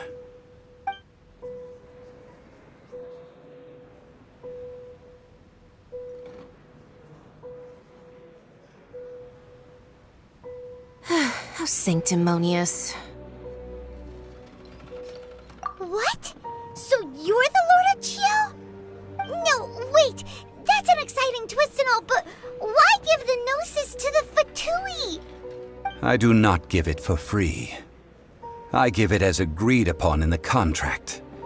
For it is a matter solely between the Tsaritsa and I. Yeah, you don't think you went a little bit too far with that whole fake death thing? Everyone was preparing the ceremony for you, and splat! This big dragon falls out of the sky, and all of Liyue goes into an uproar. Talk about a disaster. Gathering all the forces that had been bubbling behind the scenes, and then stirring them together in a pot that was bound to boil over. That's what he wanted to see, am I right? Wait, what? Perhaps it's best that I explain. As you know, I've dwelt upon this world for more than 6,000 years. It is now 3,700 years ago that I founded Liyue together with the Adepti. Even boulders that can withstand whirlpools will erode with the passing of time. I kept convincing myself that cracks had not begun to form, and that the end of my time had not yet come. Until one drizzly day, as I was strolling along the harbor, I heard a merchant tell one of his workers, "You've finished your duties. Go ahead and call it a day." I stood motionless among the crowds, asking myself, have I already finished my duties? Oh, Zhongli. But as I began to consider relinquishing my divine role, I soon discovered that many reasons still remained to not hastily depart. Was Liyue, the city I had dwelt in for so long, already prepared to enter its next age? I decided that a test was needed in order to reveal the answer. So I feigned my own death and gathered the cast of Child, the Adepti, and the Liyue Qixing to play their roles together on the stage that was Liyue. Indeed I was. The Gnosis, which I had kept for so many years, suddenly seemed to have lost its meaning. That's right, which is why I continued to safeguard the Gnosis until now. So you mean that if the chaos ever reached the point of no return, you would simply appear and use your divine powers to bring Liyue back under control? Of course, and it would have been all too easy for him too. Just as a child quickly matures after losing their parents, so has Liyue matured when faced with the death of its deity. In the end, the resolution to all that has transpired was even more satisfactory than I could have hoped for. Take the Adepti, for instance. Owing to their years of seclusion, they were the least informed. Yet when faced with a crisis, they commendably showed the greatest amount of restraint possible. Not only did they manage to cooperate with the Qixing, but in the end, they even made efforts to understand the hearts of the people. Credit is also due to Signora, the emissary dispatched by the Cryo-Archon to fulfill our contract. At my request, she kept everything she knew in strict confidence. This despite the eavesdropping ears of her colleague, Child. This meant I could remain as Zhongli, even having the chance to fulfill the age-old traditions of Liyue in this mortal form. Thank you for joining me on this journey, Traveler. All of these things turned out as I had planned. There is only one thing that I had not anticipated, and that was the conduct of the Liyue Qixing. I had expected them to do no more than the Adepti, to come to the defense of Liyue. But when all was said and done, they seized the opportunity to supplant Liyue's divine protectors, and used the subsequent power vacuum left by my death to quickly gain complete control of Liyue. Huh? That doesn't sound good at all! Ha! On the contrary, I think it is excellent. I had always feared that it was too soon for them to take over from me. And it was also that which I longed for the most. As such, this is the best parting gift anyone could have given this god of old. Hey, what about me? Doesn't anyone feel the least bit of remorse for deceiving me? You've practically kept me in the dark! I think that thanks would be more appropriate. You certainly played no small part in all of this, wreaking havoc and turning the city upside down. The Lord of Geo ought to thank you for your performance, if anything. If you hadn't created the pressure of a battle between mortals, Adepti, and a god, the lump of coal resting in the hands of the Geo-Archon, Liyue, would never have been able to become a dazzling diamond of a city. Huh? Just whose side are you on, mocking me like that? Are you itching for a fight? Be that as it may, you've come out of this as the hero of Liyue. I, on the other hand, will be forever prescribed as a disturber of the peace, no? Well then, with the Gnosis in my possession, I have no use for such idle chatter. We should return to Zapolyarny Palace and seek an audience with Her Majesty, the Tsaritsa. Come, child. Fine. I'll meet you there later. I'm not sharing a boat with the likes of you. Do as you wish.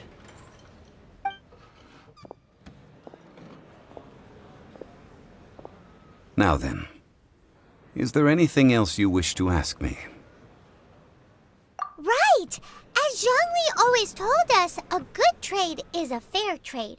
Paimon has no idea what could be a good trade for a Gnosis. Realistically speaking, there is no such thing. Huh? However, I am the god of contracts. For thousands of years, I have made countless contracts. If the deal was of no benefit, then I certainly would not be inclined to agree to it. My agreement with the Cryo-Archon will be the last of my contracts as the Geo-Archon. My contract to end all contracts. As for the bargaining chip that the Tsaritsa used to balance the scales, uncover that answer for yourself in your future journeys.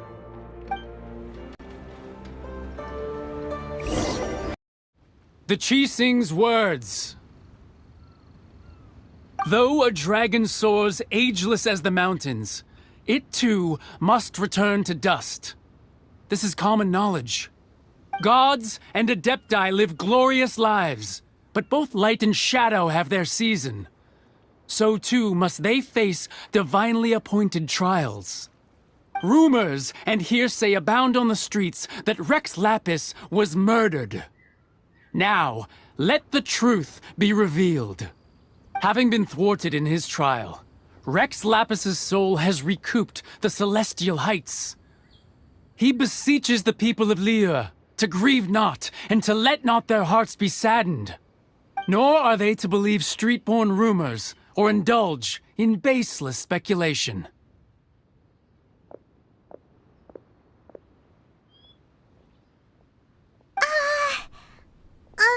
Paimon needs a translation on what the Qixing's announcement said. So that's how they're spinning. Something feels off. Why would they suddenly give up looking for the murderer? Not to mention how this excuse sounds like something they just made up on the spot. Could the Qixing already have known that Rex Lapis wasn't dead? But Zhongli said that neither they nor the Adepti knew anything. Did Zhongli tell them in secret after his gnosis changed hands? Exactly, right? Ooh, seems like the rite of parting has been going on for a while now. Let's go have a look.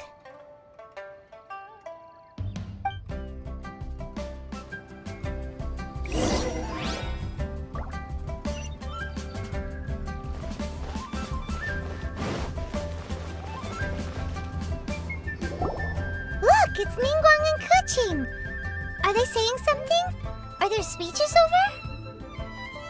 As said previously, Rex Lapis's soul returning to the heavens is the end of the contract. And it is also the end of an era. 3,700 years of contracts burnt and reduced to ash. We, the people of Liyue, were indeed prosperous. But blinded by our prosperity, we forgot that time can be pitiless. The long, unending dream of our Archon walking among us. Now that we have awoken from our dream, we must learn to say farewell. Will you stand with us as we re-establish our contracts? As we build a new age of prosperity? So concludes the words of Her Eminence the Tianquan. Does Her Eminence the Yuheng have anything to add?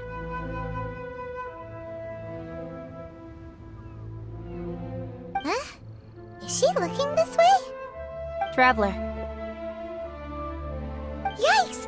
She really is looking our way! Is that the traveler who they say defeated the ancient god? So young. The Liyue Qixing always repay their debts. And as you have heard, our eyes see far and our reach is long. Name your price.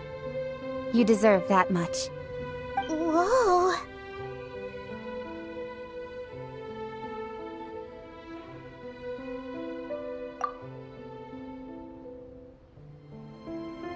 Well, could you help me put up some missing person posters?